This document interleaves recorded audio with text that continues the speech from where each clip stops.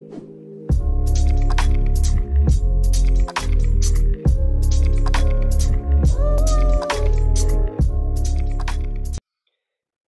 turma, tudo bem com vocês? Eu vou falar hoje um pouco, uma pequena apresentação sobre sondas alimentares, tá? Implantação de sonda alimentar, quando que a gente coloca essa sonda alimentar no gato, qual é a mais indicada, certo? Eu acho que é muito importante porque na clínica de felinos, a gente tem que dominar completamente esse assunto, principalmente de implantação e quando implantar, não perder tempo na implantação de sondas, porque é fundamental, a gente vai ver, o gato ele precisa comer, né? Ele não pode passar muito tempo sem se alimentar, tá?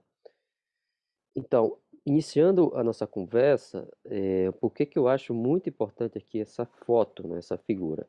Porque a sonda, pessoal, ela é um procedimento que ela é relativamente bem aceita no gato, então dificilmente, claro, dependendo do tipo de sonda que eu vou apresentar a vocês, mas, por exemplo, essa aqui da imagem, que é esofágica, que é o nosso objetivo sempre, vocês irão entender, é a que é mais confortável para o nosso paciente. E também a gente sempre deixa disponível essa imagem para mostrar ao tutor, porque muitos deles vão ficar bem reticentes quando a gente fala que precisa passar uma sonda. A sonda, a esofágica principalmente, ela se torna uma opção muito interessante na maior parte das patologias nos felinos e com pouquíssimas complicações. Você vê que é um paciente que está bem tranquilo com essa sonda, está brincando, está confortável. Isso é fundamental que a gente deixe claro para o tutor, porque às vezes o tutor ele se assusta na ideia de a gente ter que colocar uma sonda alimentar no paciente, tá? Então, inicialmente, a gente tem que entender que o gato que está sem comer, o gato em anorexia, é um paciente, pelo próprio tipo de metabolismo, né, pela fisiologia do gato, ele entra em rápido estado de catabolismo, tá? Ele tem altas necessidades nutricionais e é um paciente que geralmente vem hiperglicêmico, porque ele não sabe lidar muito bem, não é, né, com essa glicemia, com glicemia alta, que acompanha muitas doenças inflamatórias, muitas doenças infecciosas e também muitos traumas, né, acidentes traumáticos. Então, são pacientes que a maior parte deles, eles vão vir para emergência, principalmente, com hiperglicemia. Esse artigo é um artigo bem interessante, é um pouquinho antigo, de 2009, mas eles relataram bem esse quadro, né? Eles pegaram mais de 100 gatos que chegavam na internação, na emergência desse hospital americano, norte-americano, e eles começaram a fazer a glicemia desse paciente. Eles perceberam que a hiperglicemia, ou seja, os pacientes que entravam com um quadro maior de glicemia, eram os pacientes que tinham uma recuperação mais lenta, mais tardia, mais dificultosa, e muitos deles vinham a óbito. Então, a hiperglicemia estava bem relacionada, né, com a gravidade do quadro clínico. Então, só para a gente entender que a maior parte desses gatos que vêm anorexia, seja trauma, seja doença inflamatória infecciosa, são pacientes que muitas vezes eles vêm hiperglicêmico. Então, já a partir desse ponto, né, que vocês têm que ficar também claro para vocês, que a glicose intravenosa, né, a suplementação de glicose, principalmente por fluido, ela é completamente contraindicada. Alguns casos raríssimos, né, de hipoglicemia, a gente vai ter que fazer uma infusão de glicose, mas realmente se esse paciente estiver hipoglicêmico, a maioria deles vem hiperglicêmico. Então, por curiosidade, se vocês tiverem curiosidade, todos os pacientes que vocês forem recebendo, principalmente aqueles que estão com maior tempo de anorexia, né, em traumas, doenças inflamatórias, vocês façam a glicemia desse paciente. Vocês vão perceber que a maior parte deles estão acima de 120, né, 200, 250, enfim. E não é diabetes, tá, pessoal? Então também a gente tem que entender que a diabetes, né, a gente tem uma apresentação no canal sobre diabetes, vocês vão perceber que a diabetes em gato é mais de 400, enfim, né? Nunca confundir, tá? O próprio estresse também no manejo pode ter esse aumento de glicemia. Então, é comum essa hiperglicemia nos nossos pacientes, tá? Esse gato que está hospitalizado, né? O gato que está internado, é um gato que tem um alto nível de estresse, tem uma aversão à comida, pelo ambiente, pelo quadro clínico, como eu falei para vocês, uma alta taxa de catabolismo, e são pacientes que, principalmente os animais acima do peso, são pacientes que têm muita possibilidade de desenvolver lipidose hepática. Então, a lipidose está relacionada ao gato que está sem se alimentar e justamente o gato que tem né, uma quantidade maior de tecido adiposo, porque ele começa a mobilizar esse tecido adiposo e acaba entrando numa doença metabólica chamada lipidose, né?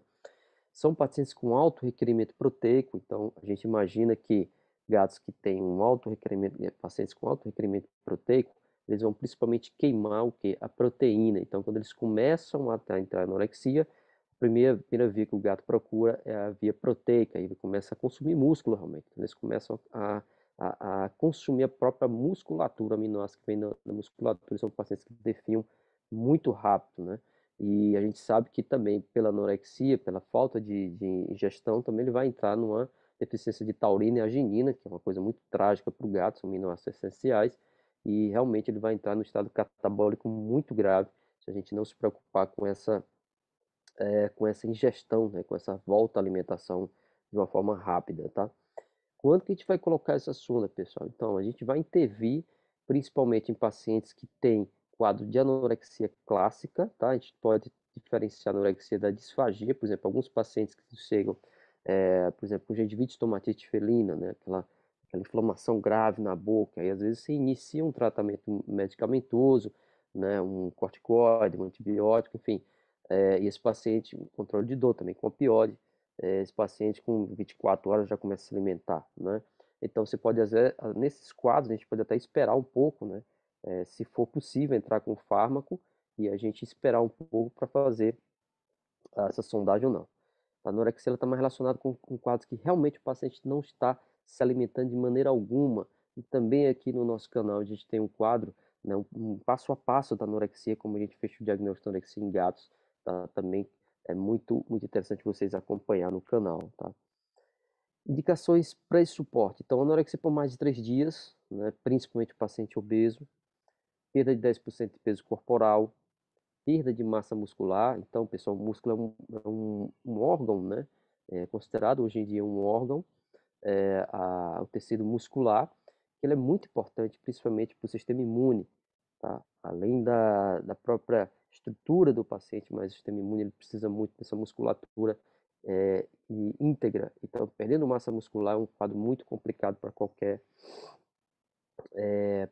patologia, tá? Má cicatrização de feridas, quadros de linfopenia, hipominemia, então são pacientes que realmente precisam ser alimentados, tá? E aí a gente tem uma diferença, né? Alimentação enteral, alimentação parenteral. A gente pode ter essa dúvida, né? Será que esse paciente a gente consegue manter com alimentação parenteral ou com alimentação enteral?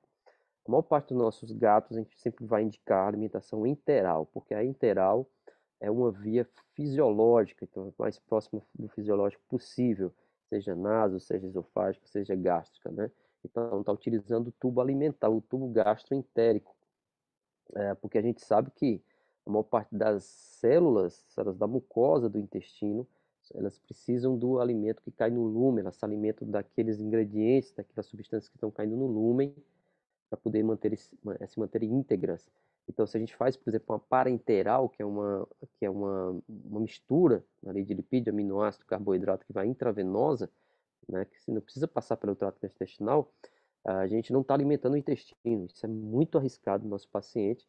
Esse gato pode ter uma maior tendência a ter uma facilidade, né, debilidade imune, uma facilidade ali de quebra de barreira intestinal e ter uma translocação bacteriana. Então, a indicação sempre, pessoal, é a enteral, tá? Sempre a enteral. Além de que a parenteral é mais cara e te dá muito mais trabalho de fazer a administração.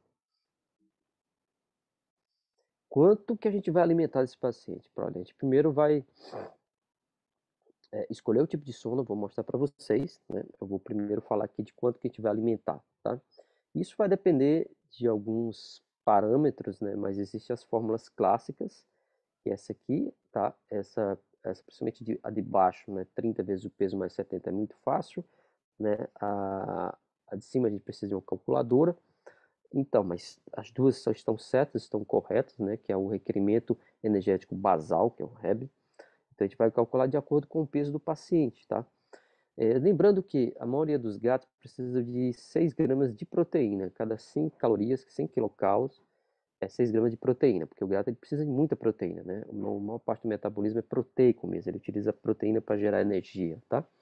Alguns casos de intolerância à proteína, por exemplo, pacientes, principalmente os nefropatas, a gente vai diminuir para 4 gramas, né? Então a gente vai fazer justamente, pega aquela ração hipercalórica, existem algumas no mercado, ou rações realmente secas, você vai calcular quanto grama de proteína ele tem em cada 100 kcal, isso é fácil de encontrar na tabelinha lá da ração. E aí a gente joga essa fórmula, né? A gente vai calcular de acordo com o peso quantas quilocalorias ele vai se alimentar, a gente vai administrar por dia, tá? E aí você pega, divide pela quantidade de quilocaloria em ml dessa dieta e você vai ter a quantidade em ml, né, para esse paciente, para se administrar nesse paciente. Alguns aqui mais conhecidos nossos, né, a Rios, a Recovery, a Nutralife, que é uma tabelinha que vocês podem ficar aí como cola, né? Então, assim, se a gente utilizar, por exemplo, a Recovery, uma lata mais 25 ml de água, terá mais ou menos 0,9 kcal por ml. E aí a gente vai conseguir justamente fazer, né, a posologia em volume direito para esse paciente. No primeiro dia, pessoal, utilizar 50% do volume total que foi calculado. A gente pode dividir em 4 a 6 vezes porções no dia. Sempre muito cuidado quando for introduzir alimentação, nada de jogar, né, realmente de entupir esse paciente de maneira rápida de alimentos. Tem que ser muito gradativo, esses gatos muitas vezes estão vomitando também, nauseado, então iniciar com 10 ml mais ou menos, então divide as porções durante o dia. Se esse paciente vomitar, tem que diminuir até um pouco mais, ou espaçar um pouco mais também. O importante é que a gente comece a alimentar. Tá? Esse é o objetivo no primeiro dia, começar a alimentação. A gente vai vendo como o paciente vai sentindo, né, como o paciente vai aguentando, e a gente pode ir aumentando aos poucos. O ideal é no primeiro dia pelo menos 50%, né, não subir, não mais do que isso, tá? Porque a gente vai ver que tem algumas complicações se a gente começar a superalimentar esse paciente de maneira muito rápida. Então, a gente vai calcular, pega esse total de ml que a gente calculou e vai dividir pelo número de alimentações, então vai dar em ml. A quanto que eu posso dar a esse paciente? Olha, geralmente 40 ml até 60 ml, alguns pacientes eles conseguem assimilar, só que, claro, a gente não vai iniciar nesse volume todo, 10 ml mais ou menos, é uma média que eu inicio, para a gente ir sentindo como esse paciente vai suportar. Nesse exemplo, por exemplo, um gato de 3 quilos, na nossa fórmula aqui, ele vai consumir 160 kcal por dia. E aí a gente vai dividir pela quantidade quilocal do alimento, né, que eu vou utilizar, por exemplo, o valor da Rios, da AD, tá? Ficou 145 ml da ração por dia. E aí, se eu vou começar com 50%, vamos iniciar com 72,5 ml, tá? Vou dividir em 6, então fica 12 ml por refeição. Então, é uma quantidade bem tranquila, geralmente, se iniciar nesse paciente. E se eu for dividir em 4, já aumenta um pouco, né? 36. Quais seriam as complicações? Bem, as principais complicações seria síndrome da realimentação. O que é essa síndrome? É quando a gente começa a jogar muita ração, né, de maneira muito rápida, né? No primeiro dia já faz aí 60, 70% do requerimento. O que vai acontecer, pessoal? Esse paciente ele vai entrar em hipofosfatemia, consequentemente também uma hipocalemia, tá? Por quê? Lembre que a molécula que vai armazenar energia em todo paciente vivo, né, em todo ser vivo, é o ATP, adenosil trifosfato, né? Adenosina trifosfato. Então, é uma molécula realmente para segurar energia. Então, se esse paciente não está se alimentando de nada, está com 3, 4 dias sem se alimentar, a gente começa a jogar ali um alimento bem energético, né? Hipercalórico. Então, ele vai querer pegar essa energia, essa caloria e armazenar. Ele vai utilizar aqui o ATP. O ATP é trifosfato, adenosina trifosfato, então são 3 moléculas de fósforo. E aí ele vai começar a consumir muito fósforo, que ele já não tem, porque não está se alimentando bem, e aí ele vai começar a entrar numa hipofosfatemia. Ou seja, os principais sinais clínicos é quando a gente começa a alimentar esse paciente, ele começa a ter uma fraqueza muito grande, fraqueza muscular principalmente, né, de cervical. Então são pacientes que ficam sem força para levantar a cabeça, né? Não consegue se levantar. Então, sinal clínico importante aí da síndrome de alimentação. Esse gato ele acaba tendo hipoventilação, porque ele vai começar a diminuir também o trabalho dos músculos respiratórios, tem chance de ter hemólise, certo? E também diminuição de tiamina. Então a gente cria-se um problema muito grande. Como é que se evita, se previne, fazendo toda aquela administração lenta, né? Aquela introdução lenta de da, da alimentação, tá? Vômitos, bem, alguns gatos já estão vomitando, né? Mas isso não é contraindicação de se passar uma sonda esofágica, uma sonda naso, pelo menos. A gente pode colocar uma naso, tá? E ir controlando esse vômito pelo esvaziamento gástrico. Então a gente alimenta o paciente, espera mais ou menos 1 hora ou 2 horas, né? Um pouco antes do próximo horário da alimentação, a gente esvazia aquele estômago, tá? Isso previne o vômito. Se esse paciente estiver vomitando, claro, a gente vai ter que entrar também com fármacos para controlar esse vômito. Existem muitas opções, mas não se deixa de passar sonda só porque esse paciente está vomitando, tá? Outro problema também que pode acontecer são infecções no ósseo da sonda, principalmente nas sondas que são implantadas cirurgicamente, que é a sonda esofágica, né, e a sonda gástrica. Isso é praticamente o cuidado de enfermagem, né? Tem que ser realmente ter muito cuidado de se manter, né, esse ósseo bem limpo, né, bem cuidado, então ensinar o tutor a limpar, né, principalmente com antisséptico. Então, aí, como será o acompanhamento desse paciente? É, após colocar a sonda, né, a gente vai ter que fazer esse acompanhamento de acordo com o quadro clínico, caso clínico, claro, mas as pesagens diárias são importantes, né? É paciente que a gente tem que ver realmente um ganho de peso, se não tem uma coisa errada, né? Que às vezes é questão de realmente ajustar essa posologia, né? A quantidade diária, e às vezes também pela própria doença, né? Então, pacientes, por exemplo, pacientes que têm caquexia por síndrome paraneoplásica, são gatos que a gente tem muita dificuldade de fazer com que ele ganhe peso, mas na verdade, pelo menos que não perca, né, peso. Fluidoterapia também, ela pode ser, assim, tem que ser ajustada, né, de acordo com a quantidade de alimentação que a gente está, de qualquer forma, está também fazendo líquido nesse paciente, né? Muito cuidado com o curativo, né, evitar aquelas infecções de hóspedes, né, ensinar o proprietário a fazer a limpeza, utilizar um antisséptico como clorexidina tópica, né? Nessas sondas que são implantadas de forma cirúrgica. E uma grande pergunta, né, que horas, né, que momento que eu vou retirar essa sonda, eu vou remover a sonda? Isso é uma pergunta bem recorrente que os doutores também fazem, né? O ideal é que a gente só retire essa sonda realmente quando esse paciente esteja comendo normalmente sozinho, aquela quantidade que realmente ele tem que comer por dia. Não adianta a gente remover essa sonda nos primeiros sinais de alimentação desse paciente, né, de autoalimentação desse paciente. Porque muitos quadros, né, eles ficam, por exemplo, como de lipidose hepática, gato que às vezes tenta iniciar já uma alimentação, né, por si mesmo, mas depois ele para, ele enjoa, enfim, a doença ainda não está completamente tratada. E aí a gente remove uma sonda, e daqui a 2, 3 dias esse paciente para de comer, a gente vai ter que recolocar. Então, o ideal realmente é que a gente só remova quando a gente tem a segurança que esse paciente vai se alimentar sozinho. Quando que a gente vai saber também? Porque se a gente continuar essa alimentação, o tutor continuar a alimentação, via sonda, esse gato nunca vai ter um apetite, nunca vai ter realmente fome. Basicamente, quando a gente vê que o quadro clínico está se resolvendo, né, clinicamente também por exame de laboratório, né, de imagem, enfim, depende do que seja, a gente vai começar a desmamar, ou seja, começa a retirar um pouco dessa quantidade alimentada via sonda, vai diminuindo a quantidade, ou então pula um horário de refeição, não dá via sonda, e ver se esse paciente realmente vai se interessando, né? O ideal é que a gente forneça uma alimentação diferente para esse gato durante o dia, né? Que não seja a mesma que está mandando via sonda, né? Porque aí é covardia. Porque a maior parte dos gatos eles vão realmente ter uma aversão, né, ao que a gente está fazendo, está sendo utilizado via sonda. Então, o ideal é sempre utilizar uma ração de boa palatabilidade, né, uma introdução de uma ração seca, uma ração úmida, enfim, mas que seja diferente da que a gente está utilizando no hospital, na internação ou em casa via sonda, tá? Então, quais são as principais? Primeiro, a nasogástrica é aquele tubinho que ele vai entra na narina e vai direto ao estômago. Importante, pessoal, que a gente não deixe que entre dentro do estômago. Tem que ser um pouquinho antes do estômago, ou seja, esse cárdio ele tem que ficar fechado. Se ela entra no estômago, esse gato vai ingerir muito ar e também tem muita chance de ter refluxo, né? De queimar realmente o esôfago desse paciente, não?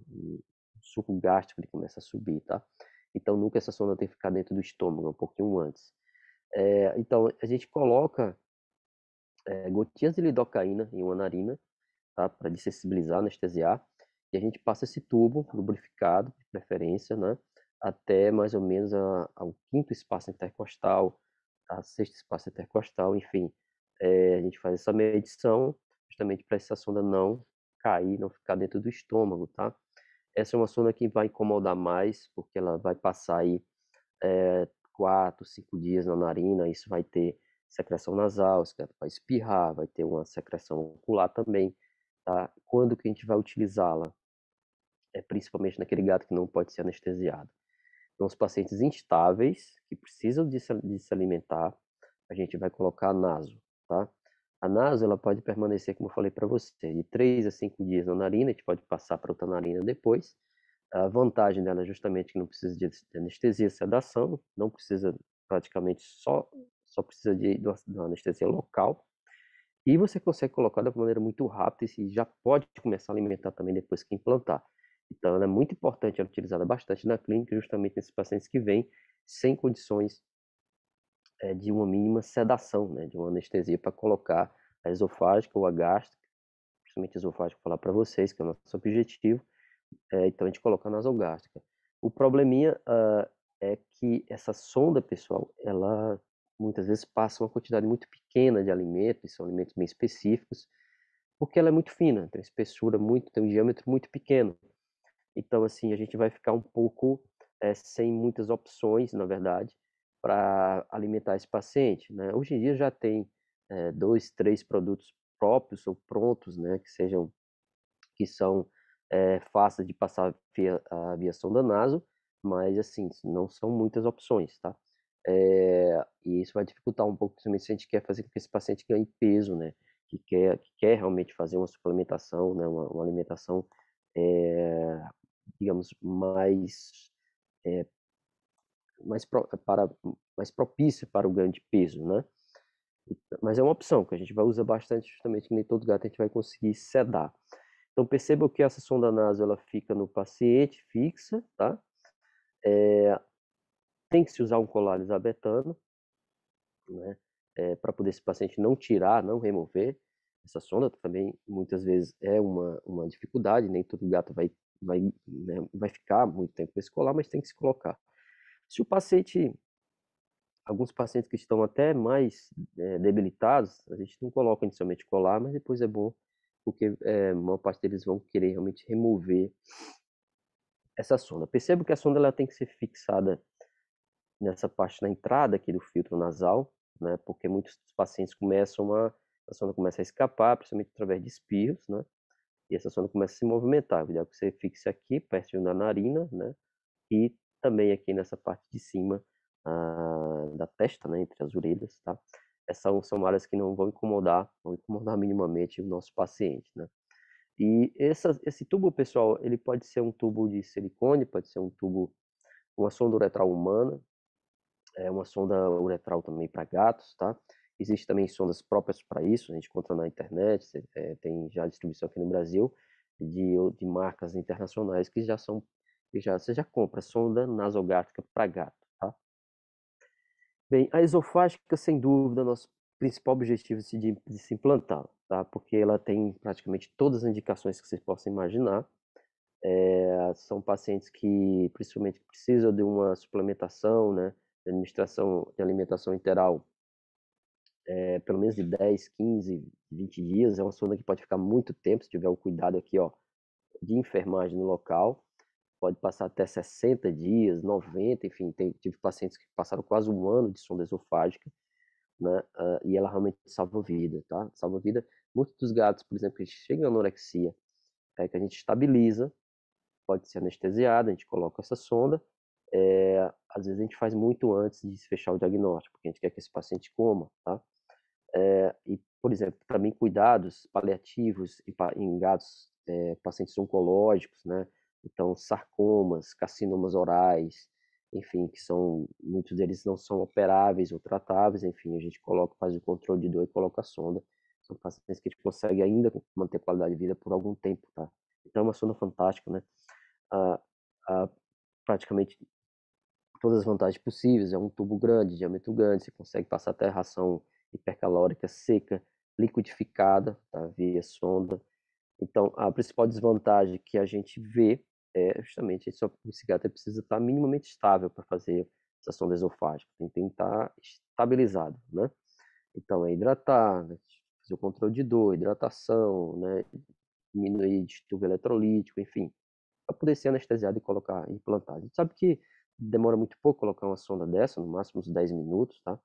Então, assim, não seria uma anestesia, né, profunda aí para fazer uma cirurgia, mas, claro, ele precisa ser anestesiado. Então, a implantação, ela é simples, tá? Existem algumas técnicas, vou mostrar para vocês a clássica, que é com a sonda, que é com a pinça hemostática, então se faz uma tricotomia, vê que o paciente está entubado, né? Isso nos garante, sem dúvida, uma segurança muito grande no procedimento. E com a pinça hemostática curva, a gente vai apontar aqui para essa região meio que dorso caudal do pescoço, tá? O que a gente tem que evitar? Essa região aqui depois da mandíbula, que isso aqui é a faringe ainda, né? A gente não vai fazer a faringostomia, porque é a região mais complicada, tem mais estruturas delicadas, esses vasos importantes. E também aqui, se a gente colocar, ele está bem na entrada aqui da cricóide da laringe, esse paciente vai ter uma dispneia grave, né? Então, se a gente colocar a sonda esofágica, na hora que ele for acordando, está dispneico, pessoal, vocês podem ter colocado essa sonda muito aqui cranial. Então, sempre procurar o mais caudal e dorsal possível na cervical. Claro que a gente já mediu aqui o tubo, né? A gente vai aqui da entrada, onde quer manter essa sonda, o órteo será aqui, a gente vai medir direção caudal, mais ou menos até o quinto, sexto espaço intercostal, para que ela não entre dentro do estômago, tá? Então, faz uma incisão na ponta da pinça, né, com bisturi, que já foi feita a incisão, essa ponta da pinça é exteriorizada. A gente vai segurar, né, com essa ponta da sonda com a ponta da pinça hemostática, a gente vai puxar essa sonda em direção para fora da boca, ó. Quando a gente faz esse procedimento, ela exterioriza totalmente, né? E aí eu vou pegar, tá? Eu vou pegar essa ponta, né, que eu acabei jogando, colocando para fora da boca, a gente vai dobrá-la e vai introduzir novamente dentro da boca em direção ao esôfago, né? A gente vai fazer essa volta aqui. Estou fazendo a volta, tô com a minha outra mão, estou segurando aquela outra extremidade que está por fora aqui do pescoço. Depois que passou, né, a gente vai sentir essa volta aqui dentro do esôfago, a gente vou com o dedo indicador ainda, entrando um pouquinho mais, né, e aí eu vou ajustando com as minhas duas mãos até eu sentir que ela fez a volta, tá? E aí eu posso testar também, para saber se realmente tá se não está dobrada e se está no esôfago. Como é que eu faço o teste? Para saber se está no esôfago mesmo e não for para a traqueia, de antemão a gente pode utilizar o ideal é que esse paciente esteja entubado, como esse aí da foto, porque aí eu já estou com a traqueia, ela já está com a traqueia bloqueada, não tem como eu ter entrado na traqueia. Se não, se você quiser ter certeza, você pega uma seringa seca, né, uma seringa sem nada, você aspira ali, encaixa na sonda, aspira, tá? Tem que vir o quê? Pressão negativa está no esôfago, tá? Se vier pressão positiva, tá vindo muito ar, então você está na traqueia. Isso também é esse teste que você faz lá com a naso, tá? Não, bem não falando para você, a gente faz isso com a naso. E aí testou tranquilo. Não está na traqueia, então você vai jogar um pouco de líquido para ver se ela não está dobrada, tá? Se passou tranquilo, então ela está ali implantada, né? Aí você vai fixar, ok? Você fixa geralmente aqui com a sutura, pode fazer um ponto aqui na pele, e depois faz ela a bailarina, né, ao redor da sonda. E, geralmente o que a gente tem feito é transfixar a borda do Atlas, né? A pontinha ali do Atlas, né? Quando a gente fala, às vezes o clínico acha que coisa difícil, não é difícil. Você pode utilizar uma 40x12, então uma nylon, uma agulha forte, né? Aquela agulha, por exemplo, no nylon zero, tá? Ela também pode passar ali, principalmente se o paciente está caquético, fica mais fácil. Poxa, mas por que você vai fazer isso? Porque ela fica muito mais estável, esse fio não desprende, tá? É diferente você colocar só na pele, principalmente na sonda que passar muito tempo, que acaba desprendendo e ela vai ficar solta. Então, é ideal que a gente coloque lá fixe na ponta do Atlas, tá? Esse é um procedimento que a gente consegue fazer com treinamento, principalmente, né, a gente pode treinar em cadáver, vocês vão ver que não tem uma dificuldade. E aí fixa essa sonda e depois passa uma bandagem por cima, tá? Essa bandagem, aqui, essa região vai ficar da maneira fácil, né, a gente coloca uma bandagem, tá, envolve, fica como se fosse um curativo, um colar. Existem colares também já prontos para isso, né, já pode ser, já são vendidos colares próprios para a sonda esofágica, é muito mais fácil de manusear. Mas é importante que tenha-se uma limpeza desse aqui, todo dia o tutor vai limpar, né, um pouquinho de uma gás, um pouquinho de clorexidina aí tem que ser inspecionado, tá? Isso é fundamental para que não se infeccione essa região.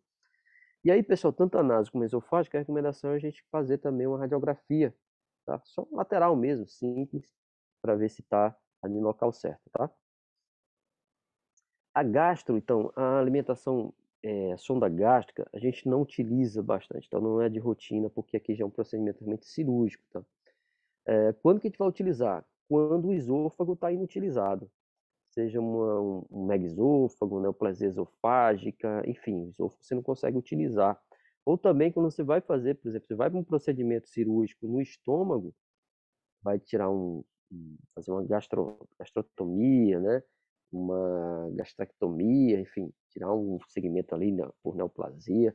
E você já está no estômago, então você já pode aproveitar e pode deixar uma sonda também no estômago, tá? Geralmente, o manuseio é bem parecido com a esofágica, tá? O grande problema é que você não consegue, ou seja, as vantagens seria porque ela é um tubo grande, né? Você consegue alimentar num volume interessante e também, de certa forma, é confortável para o paciente, tá? Desvantagem é que é um procedimento cirúrgico. Então, assim, você vai colocar uma sonda alimentar no paciente que está estável, procure colocar esofágica, não vai inventar de colocar uma gástrica que você vai realmente, a não ser que eu falei para vocês, se tiver um procedimento já no estômago, né? Ou que tiver um endoscopista, sei lá, uma endoscopia que você consiga implantar, mas eu acho que ainda é muita coisa para só se colocar uma sonda alimentar. Então, a desvantagem é que realmente é um procedimento cirúrgico e que você coloca a gástrica, você tem que esperar pelo menos 20 dias para remover do local, para poder ter a cicatrização, né? Justamente dessa região aqui, porque a gente vai fazer uma anastomose temporária aqui, ó, estômago com muscular, pele do paciente, né? Então tem que ser uma Foley, uma sonda de Foley de silicone que a gente vai utilizar, ou seja, aquela sonda que a gente infla aqui a ponta, tem um balonete, justamente para ter uma segurança maior, para que ela não escape. Então ela vai ficar aqui, tem que permanecer pelo menos 20 dias, porque se eu removê-la antes, vai ficar esse ósseo aqui, ele não vai estar aderido, não vai estar anastomosado aqui na parede muscular, e isso aqui começa a descer, né? E aí vai extravasar alimento, né, para fora, para a cavidade peritoneal, e fica uma complicação peritonite isquêmica absurda, né? E então, quando a gente remove tanto a gástrica como também a esofágica, eu falei antes para vocês, se a gástrica tiver mais de 20 dias, a esofágica, quando eu remover, qualquer momento vai acontecer isso, vai fechar o ósseo, a 2, 3 dias fecha, não precisa de suturar. Fecha por segunda intenção de maneira bem rápida, tá? A de jejunostomia é só para realmente dizer que existe para vocês. Eu não tenho experiência nenhuma com ela. E assim, o manejo dela é muito complicado, porque vocês imaginam que a gente vai colocar uma sonda bem fininha, um diâmetro muito diminuto, tá? Dentro do jejuno. E aí eu vou ter que fazer aqui, ó, fazer uma incisão, né? Ele vai sair aqui para fora da cavidade abdominal. Então fica mais ou menos que aderido aqui, ó, né? Então aqui intestino, parede intestinal, muscular, pele, enfim. Duas coisas, tá? Indicação quando o esôfago e estômago desse paciente está inutilizado, principalmente por neoplasias. Então não tem como a gente colocar esofágica nem gástrica, tá? Vantagens, eu sinceramente não vejo nenhuma, tá? A não ser que sejam esses casos, né? Falei para você, limitação de esôfago e estômago. Desvantagens são muitas, porque, primeiro, qual alimento que você vai mandar aí? Tem que ser um alimento que seja digerido, né? Chamada dieta monomérica, tá? Porque ele já tem que chegar prontinho ali para ser absorvido, tá? E aí ele não existe para gato, tem que fazer uma adaptação na medicina humana.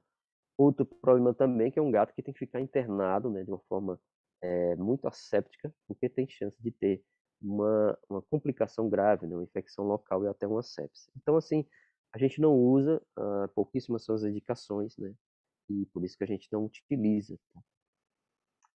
E é isso aí, pessoal. Tá? Dúvidas, esclarecimentos, podem postar, podem curtir, tá? Peço que vocês também sigam o canal e que também passem para os colegas, tá? Sugiram temas, enfim. estamos aqui para conversar e passar o pouco que a gente sabe, tá, pessoal? Então até mais, muito obrigado.